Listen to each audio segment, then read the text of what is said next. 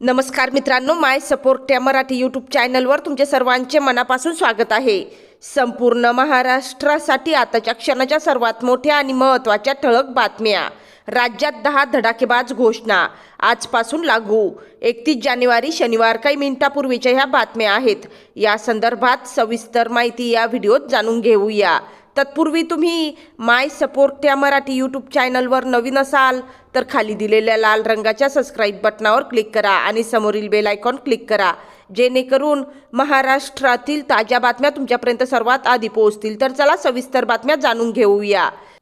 तर बघा, पहिली सर्वात मोठी आणि महत्त्वाची बातमी। उपमुख्यमंत्री अजित पवार यांच्या निधनानंतर नवा उपमुख्यमंत्री कोण असणार याबाबत आता चर्चा सुरू झाली आहे।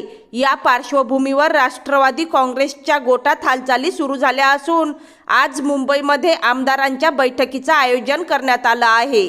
याच बैठकीमध्ये उपमुख्यमंत्री पदाचा निर्णय होण्याची शक्यता आहे।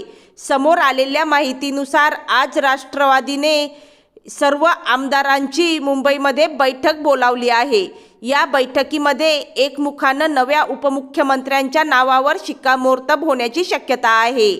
सुनेत्रा पवार यांच्या नावाची चर्चा सुरू असून सूत्रांकडून मिळालेल्या माहितीनुसार सुनेत्रा पवार यांच्याच नावावर उपमुख्यमंत्री पदासाठी शिक्कामोर्तब होण्याची शक्यता आहे।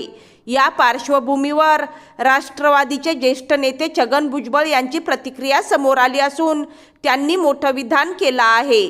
जर आज उपमुख्यमंत्री पदाचा निर्णय झाला तर आज नव्या उपमुख्यमंत्र्यांचा शपथविधी होऊ शकतो, तसं त्यांनी म्हटलं आहे। तर बघा, त्यानंतरची सर्वात मोठी आणि महत्त्वाची बातमी।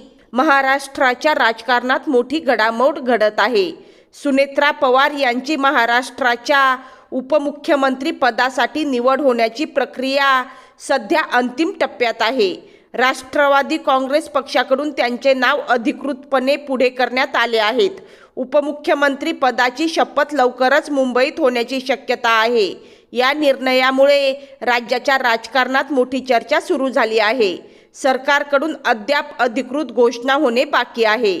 सुनेत्रा पवार उपमुख्यमंत्री झाल्यास त्या महाराष्ट्राच्या पहिल्या महिला उपमुख्यमंत्री ठरणार आहेत। त्यामुळे हा निर्णय ऐतिहासिक मानला जात आहे। महिला नेतृत्वाला बळ देणारा हा निर्णय असल्याचे बोलले जात आहे।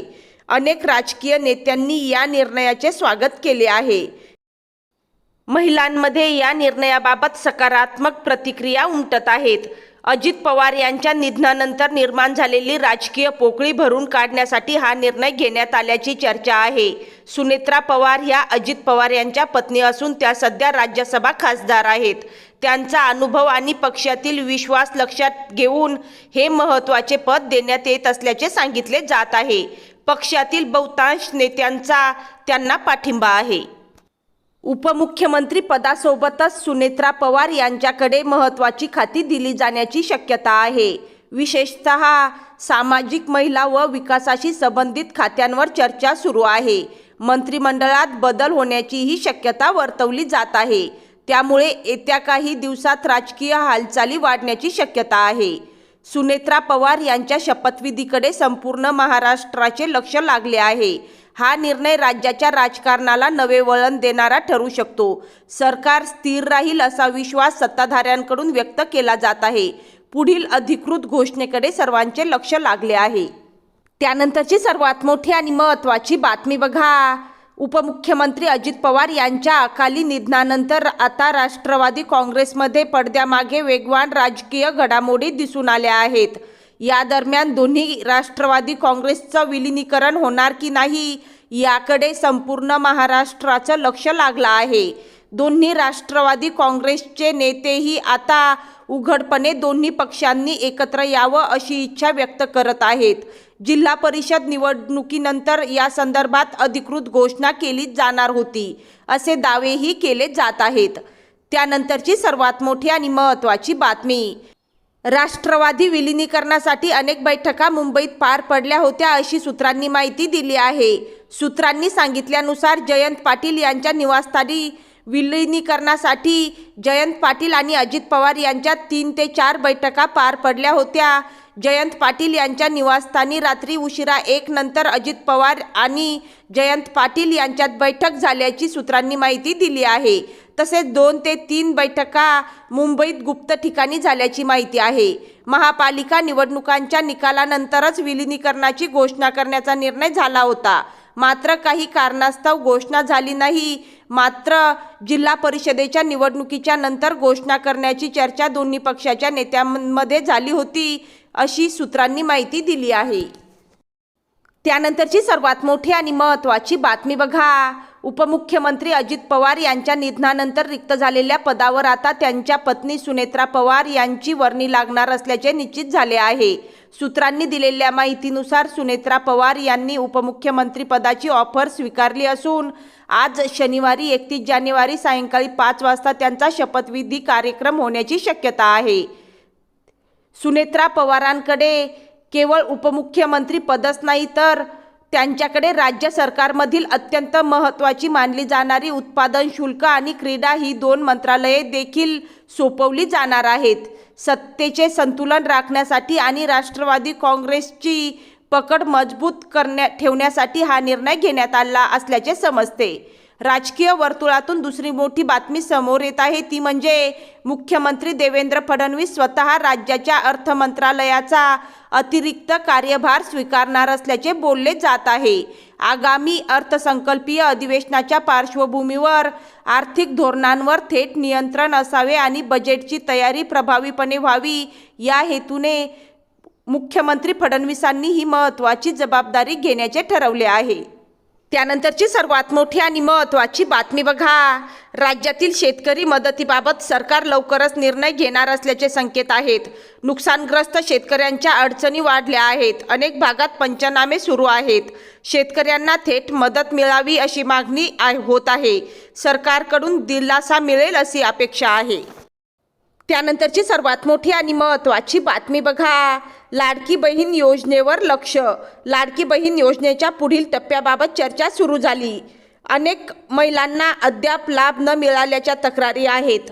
तांत्रिक अडचणी दूर केल्या जात असल्याचे प्रशासन सांगत आहे. पुढील हप्ता लवकरच मिळेल असा दावा करण्यात येत आहे. महिलांचे लक्ष या निर्णयाकडे लागले आहे. त्यानंतरची सर्वात मोठी आणि महत्त्वाची बातमी. महिला योजनांबाबत महत्त्वाची माहिती. राज्यातील महिला योजनांचा आढावा घेतला जात आहे. काही योजनांमध्ये बदल करण्याचा विचार सुरू आहे.